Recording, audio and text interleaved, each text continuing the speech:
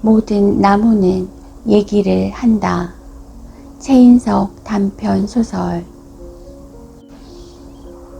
MT를 나선 길이었다. 회의를 겸한 MT가 아니라 날밤을 새우고 일에 매달려 좋은 성과를 얻어낸 카피팀 전원에 대한 위로와 격려를 겸한 사실상의 단체 휴가 여행이었다. 장수호의 말대로 많이 소비하고 많이 망해버리자는 짓인듯 속초에서 배 터지게 회를 먹고 술을 마시고 전원이 벌거숭이로 온천에 들어가 땀을 빼며 고스톱을 치며 간밤에 취기와 피로를 풀고 나와서 다시 회와 술을 배 터지게 먹고 마시고 그 다음 날에는 차를 몰고 대한민국에서 가장 풍광 좋은 7번 국도를 타고 한쪽으로는 바다를 반대편 쪽으로는 산을 바라보며 남쪽으로 치달려 강릉까지 내려간 다음 경포대 바닷가에서 다시 회와 술을 배 터지게 먹고 마시고 그 다음날 온종일 차를 달려 도착한 곳이 울진의 불영사 앞이었다.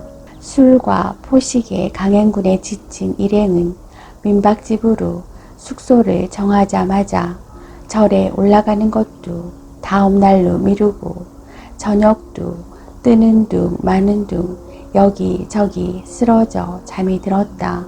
이튿날 나는 새벽에 잠에서 깨어나 뒤척거리며 게으름을 피우다가 절에나 올라가 보자 하는 생각으로 숙소를 나섰다. 길고 긴 산길을 따라 올라가다가 나는 장수호를 발견했다. 그는 도로 한쪽에 콘크리트로 만들어 놓은 벤치에 앉아 고개를 꺾어 허공을 멍하니 올려다보고 있었다. 내가 인사를 하자 그는 반은 정신이 나간 사람처럼 하고 대답할 뿐 여전히 허공에 던진 시선을 옮기지 않았다. 그렇다 하여 넋을 놓고 앉아있거나 생각에 잠겨있는 것도 아니었다. 그의 눈은 허공에서 뭔가를 열심히 찾고 있는 것처럼 보이기도 했고 무슨 충격에 사로잡혀 있는 것처럼 보이기도 했다. 올라가는 길이세요? 내려가는 길이세요?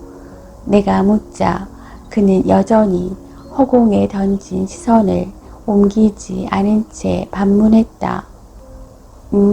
왜? 내가 대답했다. 올라가는 길이시면 같이 가자고요. 그는 내려가는 길이라고 말했고 나는 다시 혼자서 절을 향해 발을 옮겼다.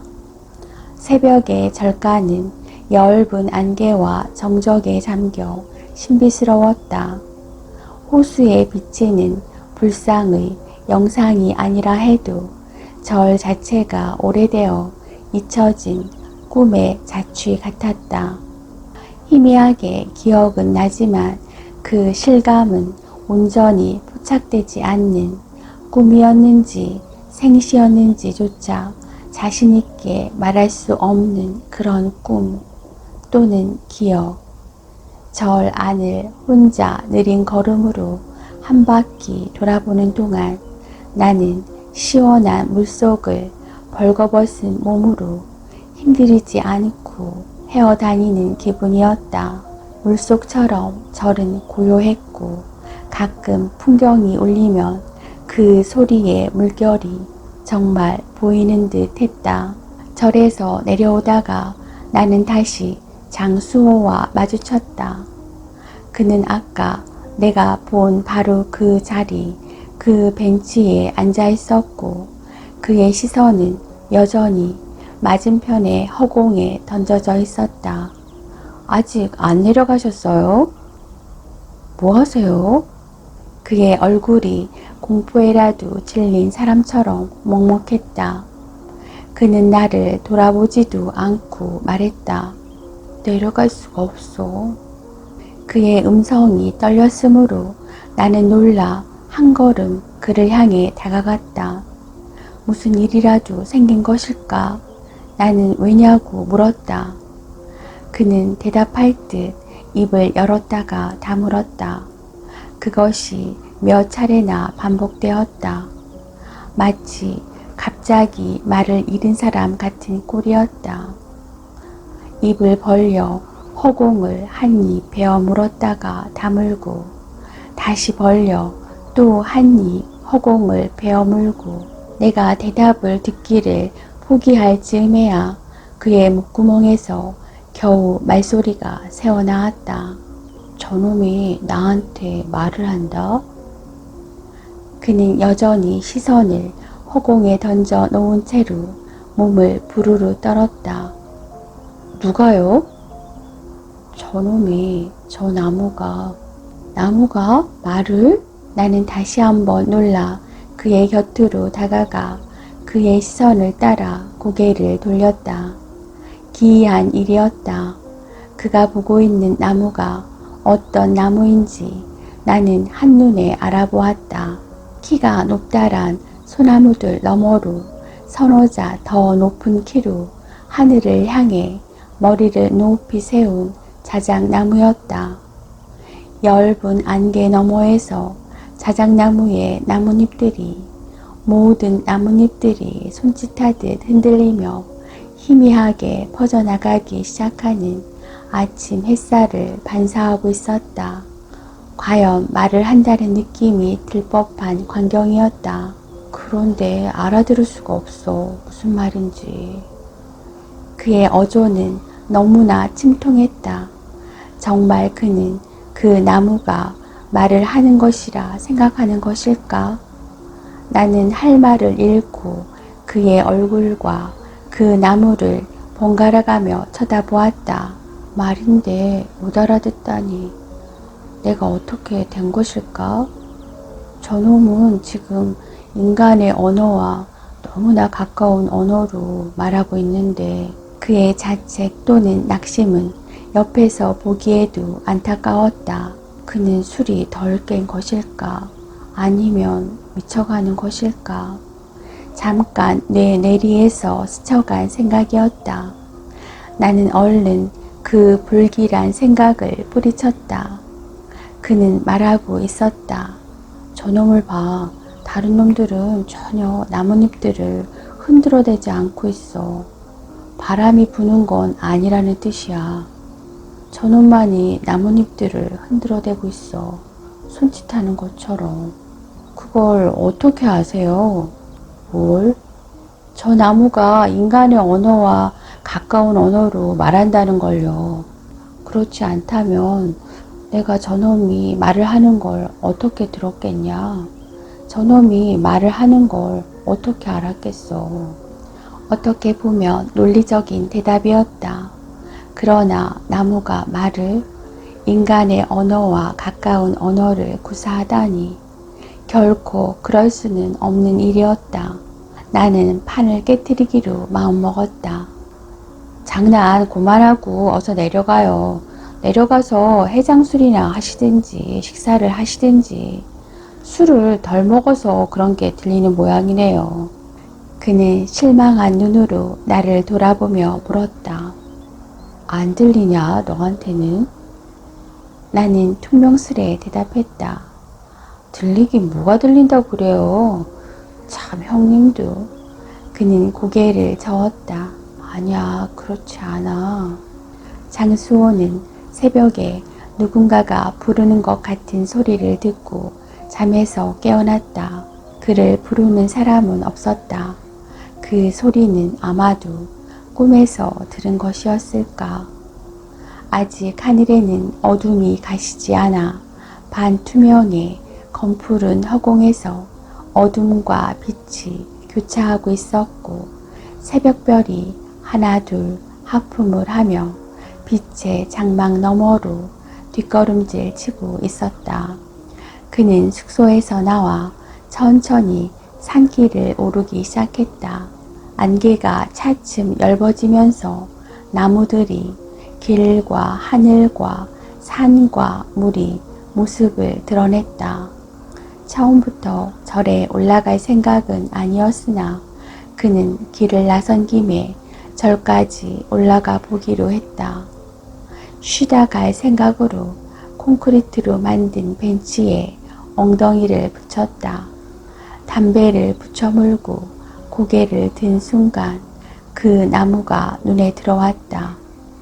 여울분 안개 속에 키가 큰 선비처럼 그 나무는 단아하고 의젓했다.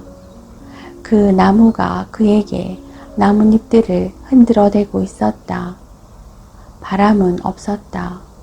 다른 나무들은 나뭇잎들도 전혀 흔들리지 않았다. 그는 아직 그 나무가 말을 한다거나 하는 생각은 하지 않았다.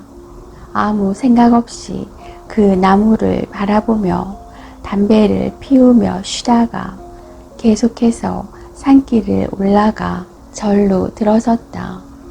안개는 연못에서 대웅전의 지붕에서 대웅전 문에서도 피어나오고 있었다. 어쩌면 그 자신의 몸에서도 피어나고 있는 것 같은 기분이었다. 여울분 안개 속을 휘적휘적 걸어다니는 맛은 각별했다. 부처의 미소는 아무 걱정할 것 없다.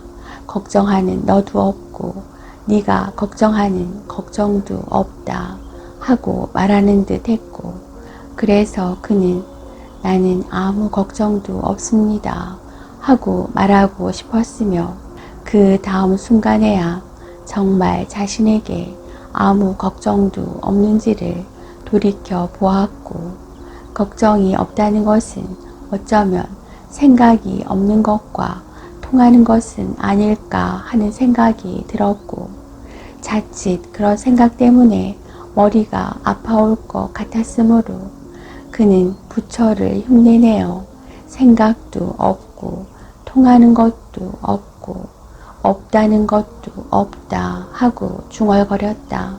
절에서 내려오는 길에 그는 무심코 한 나무에 등거를 짚었고 그 순간 그 나무의 음성을 들었다. 그는 고개를 들었다가 그 나무, 절로 올라갈 때에 본 바로 그 나무가 그를 굽어보며 나뭇잎들을 흔들며 그에게 말을 건네는 것을 보고는 소스라쳐 그 자리에 얼어붙었다. 말이었다. 그 나무는 말을 하고 있었고 그는 분명히 그 말을, 적어도 그 목소리를 들었다. 다만 그것이 무슨 말인지 알아듣지 못한 것 뿐이었다. 그는 벤치에서 일어나 그 나무 밑으로 걸어갔다. 한참 동안이나 고개를 꺾어 그 나무를 올려다보던 그는 손을 들어 나무 등거를 쓰다듬으며 사람에게 하듯 이렇게 말했다. 미안해, 못 알아듣겠어. 나중에 다시 올게. 그날 우리 일행은 근처의 성류굴과 원자력 발전소를 둘러보고 무영 계곡에 들어가 또다시 술로, 회로 배를 채웠다. 그러나 장수호는 숙소를 떠나지 않았다. 일정을 마치고 숙소로 돌아온 다음에야 나는 그가 말하는 나무 앞에 가서 깔개까지 하나 깔아놓고 거기 앉았다 누웠다 하며 술을 마시다 책을 읽다 낮잠을 자다 일어났다 앉았다 하며 하루 종일 시간을 보냈다는 것을 알게 되었다.